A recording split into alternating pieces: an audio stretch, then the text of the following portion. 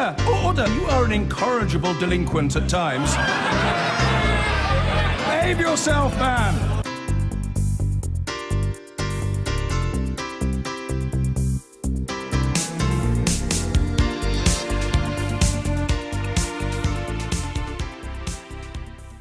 The United Kingdom has stood up to defend our values and our way of life. We can and we must do so again. Jeremy Corbyn had his 7 questions. He later wrote to his MPs opposing action, but in the chamber, his reluctance was already on show. The question must now be whether extending the UK bombing from Iraq to Syria is likely to reduce or increase that threat, and whether it will counter or spread the terror campaign ISIL is waging in the Middle East. But this man is something of a weather vane. Chair of the committee that had set the Prime Minister those 7 tests, he said this today. It is now my personal view that, on balance, the country would be best served by this House supporting his judgment that the United Kingdom should play a full role in the coalition. But what other numbers? 2249, the UN resolution which many think authorises action, including some sitting behind Jeremy Corbyn, at odds with their leader. Can he confirm that it doesn't just permit all necessary steps to be taken to eradicate ISIL? It doesn't just allow all necessary steps, but it actually calls upon member states to take all necessary steps. 70,000 is the number of moderate Syrian opposition troops the Prime Minister said today would do the heavy lifting. Many doubted this number. Now, the suggestion that there are 70,000 non-Islamist, moderate, credible ground forces, I have to say, is a revelation to me and I suspect most other members in this House. The Prime Minister has talked about 70,000 Free Syrian Army troops. How many of those are in the northeast of Syria on the front line against Daesh, as opposed to countering Syrian regime forces? And the fate of one man, President Assad. As in 2013, any idea of his removal is still highly contentious. Any agreement's going to involve some rather unpleasant people being involved, and not just people who would naturally be our allies, and that Assad and other people may have to be involved. How would he avoid giving the support or appearing to give support to Assad forces and becoming dependent on Assad forces? And how would he avoid that giving succour to ISIL in its recruitment in the region? This is a really unusual parliamentary moment. The Prime Minister told us today he will only bring a vote if he thinks he'll win it. That takes a lot of the jeopardy out of this Syria vote we've been talking about for ages. He'll only bring a vote to this place if he's certain he won't lose it. So, can he get to that 3-2-4 majority? Well, if you imagine there's probably about 15 Tory rebels. They are cancelled out by 15 Labour rebels coming over to support the Prime Minister. Add in the DUP MPs and then top up that number with a few more Labour supporters. And the Prime Minister this evening probably does have his numbers.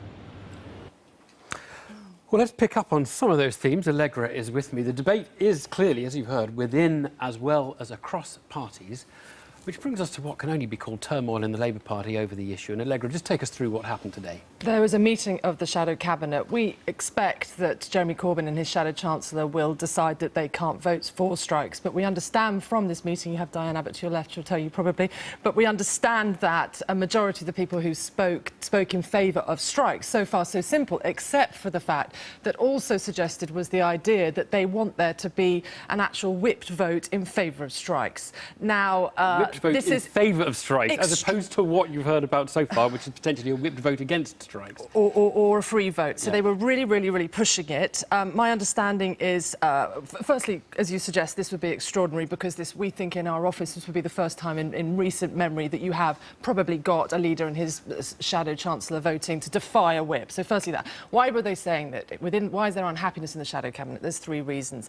Electability. There is the view of people like Lucy Powell and Michael Duggar that you cannot cannot be the opposition and have heard everything you've heard from the UN and not do anything about it. There's issues of principle, someone like Vernon Coker who just believes it. And there's the group of people who are really, really very fed up with Jeremy Corbyn. It's instructive that in the middle of this scrum at the moment is Tom Watson, the deputy leader, who, if Jeremy Corbyn were ever to be moved to one side, would be right there in the middle. Now, critically, in terms of this question about a whipped vote, I don't really think, personally, I do not think it's at all a goer. They have until Monday to decide, but I think instead what it is a negotiating position. They really want a free vote to allow people to vote with their conscience. If they push for this whipped vote, then the compromise is something in the middle. Allegra, thanks very much. Well, the Shadow International Development Secretary, Diane Abbott, is here with me to discuss Labour's position on Syria.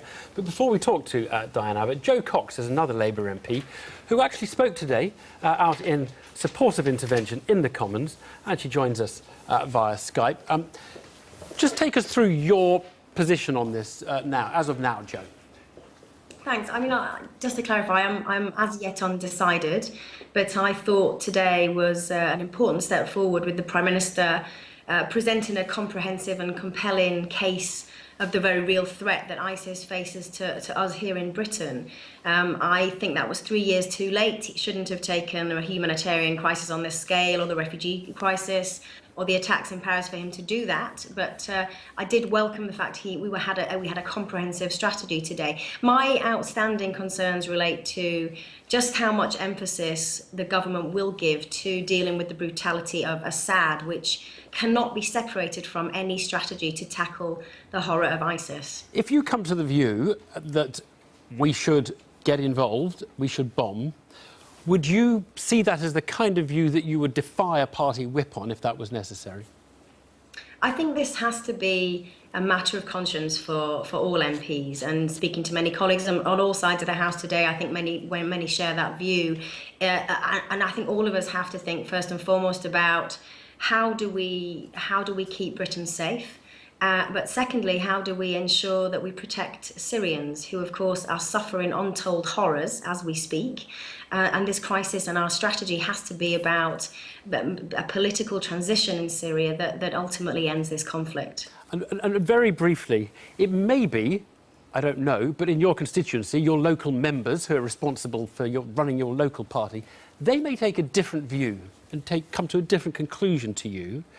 Do you see it as important to listen to them and to serve their view, or to stick to your own view? I've been talking to party members about this issue for many months, and there is a divergence of views amongst party members, as there are amongst the public. And I feel it's my responsibility to listen to that diversity of views, but ultimately take a view as to what I think will keep Britain safe from the threat of ISIS and help Syrians get out of the horror of a horrific civil war. Jo Cox, thank you very much indeed. Thank you. Diane Abbott, should the Jo Coxes of the world vote with their conscience on this issue? I think what we should all do is look at what will make British people safe. First and foremost, as British parliamentarians, that must be our care and concern. But just on today's Shadow Cabinet, which I was actually at, unlike Allegra, I think the discussion was a little more balanced than the people that came out and briefed her suggests. One thing we all agree on is that we have to vote to keep Britain safe. We've agreed we're going to go back to our constituencies, talk to our friends, our families, our party members. Though, isn't it? Let's face it, that we're not going to vote to make it dangerous. Well, no, but we've agreed to go out, speak to our constituents, our friends, our families, party members, and come back on Monday and take a decision. But just one more thing. This notion that the Shadow Cabinet is some kind of workers' collective which all on its own can decide the whipping. I've been in Parliament for 28 years. I've never heard of that. That would be an innovation. Right. Who decides whether the vote is whipped or which way it is? If you know as well as I do, it's always been the leader. The leader consults with colleagues, consults with the whip's office, very importantly, because you have to know what can work. But it's the leader. So how all of a sudden is the Shadow Cabinet going to decide the whipping? Right. And does everybody agree on that? I mean, is that written down somewhere, or is there... there is, as far as I know, there is no precedent for the Shadow Cabinet trying to vote down their leader. But remember, on this question of bombing Syria, I've got great respect for Jo's views, but you know what? Jeremy is where party members are. The YouGov poll this week showed that 70% of party members are against the bombing. Right. But the YouGov poll also shows 59% of the public are in favour of the bombing. But which are members meant to listen to? The membership of the party or the public out there? The point I'm making is there's been a lot of talk of splits in the party. Actually, the party members and Jeremy are united. The issue is with MPs. Sorry, aren't the MPs responsible to the voters, not to the members of the Labour Party? We are all responsible to our electorate, and we all have a responsibility, I said right at the beginning, to keep British people safe. And frankly, I disagree with Joe. I don't think David Cameron's made the case. There's a real issue here about ground forces. Who are the ground forces supposed to be on the ground in Syria? And the real danger, and I don't think there's public support for this, is that we will get drawn into a land war in Syria. There's going to have to be a free vote, isn't there? There's not going to be a whipped vote. The party is completely divided on it.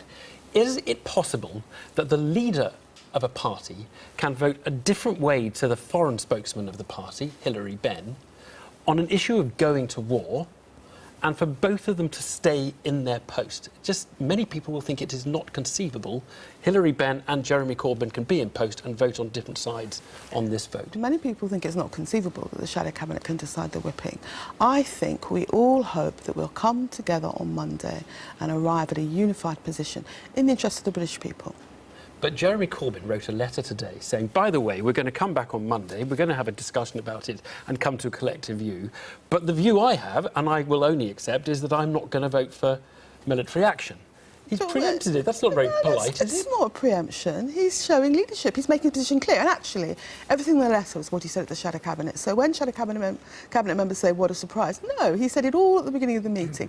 This is, you know, I think you said earlier that this is a very unusual situation. You know, I've been here 3 times before when the drums of war are beating in Westminster, and, you know, there seems to be this this irresistible pressure for military intervention. I've been here before. I never thought I'd be here for the 3rd time of asking. I do not believe that bombing without a proper diplomatic strategy, without troops on the ground, will actually, you know, cut off the head of the snake that is ISIS and bring peace to Syria. And in 2 sentences, you weren't there for the Prime Minister's statement, correct? I saw it on television. But you didn't go?